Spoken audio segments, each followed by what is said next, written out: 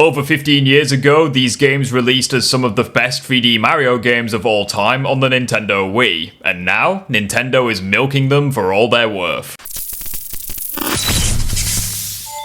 I'm gonna say this right now, the Mario Galaxy re-releases for the Nintendo Switch are a scam. They are overpriced and underfeatured, and I think as a bundle, they are terrible. Especially as this bundle and these games individually are for the Switch 1, not the Switch 2, meaning they're likely not gonna receive major enhancements that you were promised with the console. Nintendo are re-releasing these decade-plus-old games for the Switch with minuscule improvements and charging you a ridiculous amount of money for it, and this is unacceptable. Nintendo is literally spitting in your face and treating their consumers like complete dog shit, especially compared to what Nintendo as well as other developers in the past were able to achieve with game bundles and re-releases and remasters. Sticking with Nintendo for a moment, once upon a time they released the Kirby Dream Collection for the Nintendo Wii, and with that you got 6 classic Kirby games and they were phenomenal. You got updated menus that fit a Kirby game and a brief bit of history before going into each game title.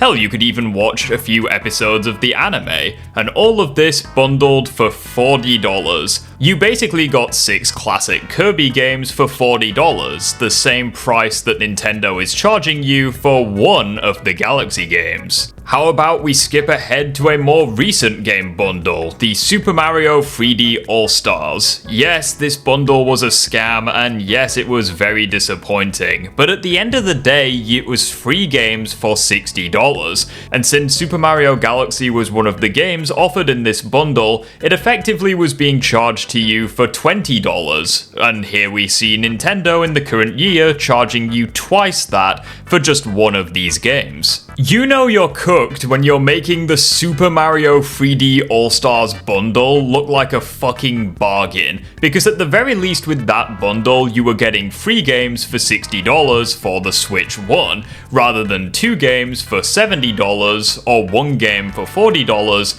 for the Switch 1, even though the Switch 2 released months ago. And now I would like to take our attention away from Nintendo to look at game bundles that were overall cheaper, contained more games, or were just made with a lot more effort and passion.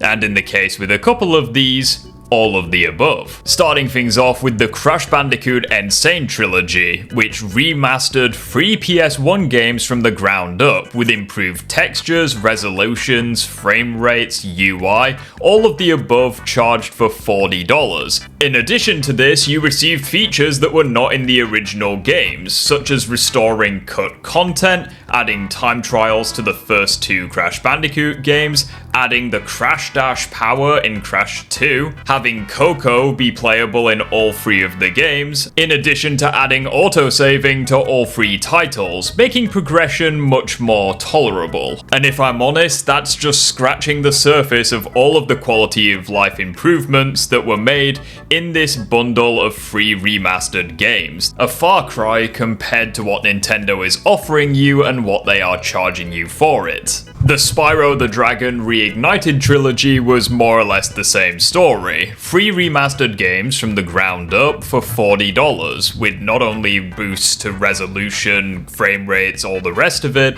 but also legitimate gameplay improvements, such as giving Sparks access to the gem radar, and giving Spyro the ability to charge jump high on all surfaces, which is the same for all 3 games. And once again, that's just scratching the surface. What made these bundles all the more special, however, was that they didn't stay a console exclusive forever. Sure, they started out on PlayStation, but before you knew it, they were available on the Xbox as well as the PC, which is overall a more pro-consumer business strategy that Nintendo is obviously not gonna offer you with any of their remastered titles. And for the morons in the back that accuse me of being a Sonic fanboy 24/7, let's take a look at a underwhelming Sonic bundle that I think still blows Nintendo's out of the water. Sonic Origins was a collection of the 4 Genesis Sonic games, titles that many but regard as being the best games in the series. This bundle had its issues for sure, however, I think we can all agree that it at least tried to make make the original games better, even if it failed in some areas, but most importantly, it was charged for around $30 to $40,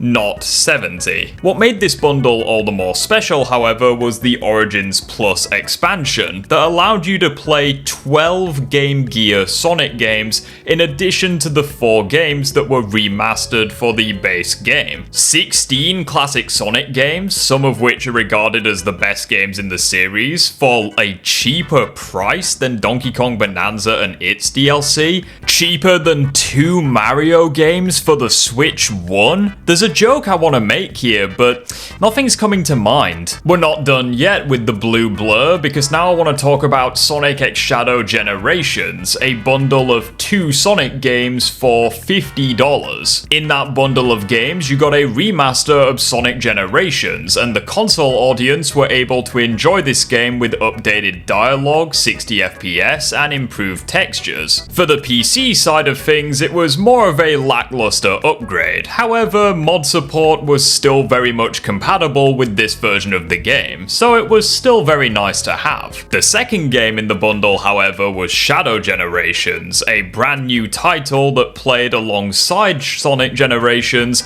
except now you take control as Shadow, revisiting areas from the past and the future to take down an old villain. 2 games, one being a remaster of a fan favorite Sonic title, and one brand new game that is widely regarded as a fan favorite within the community, all charged for significantly less than the new Mario Galaxy games and their bundle. Are you noticing a pattern here? For how gung-ho Nintendo is at shutting down emulators, all they are doing with this bundle is charging you a ridiculous amount of money for inferior emulation. We've been able to play Super Mario Galaxy 1 and 2 at 4K 60 FPS over on the PC for literal years now with the Dolphin emulator. We've been able to play these games at 60 FPS on the Steam Deck for a few years now. Hell, if you already bought the 3D All-Stars bundle, then one of these games will be redundant, as you'll only get value in the second game. And the problem with that is they're charging you a ridiculous amount of money for a 15-year-old game, and they are barely improving the game that we have been able to experience for years now. There is simply no defending any of this. If you are looking at this and you think, well, Nintendo are just re-releasing these games,